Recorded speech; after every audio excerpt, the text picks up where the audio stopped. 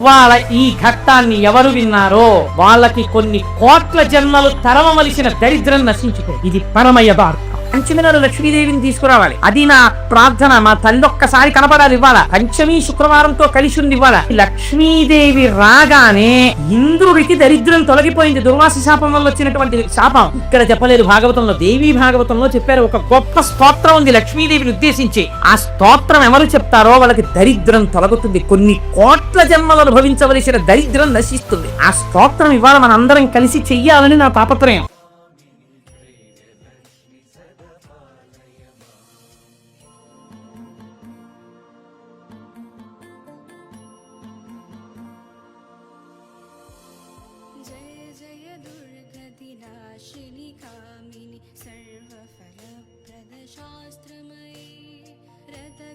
दुरकपदाति समावृत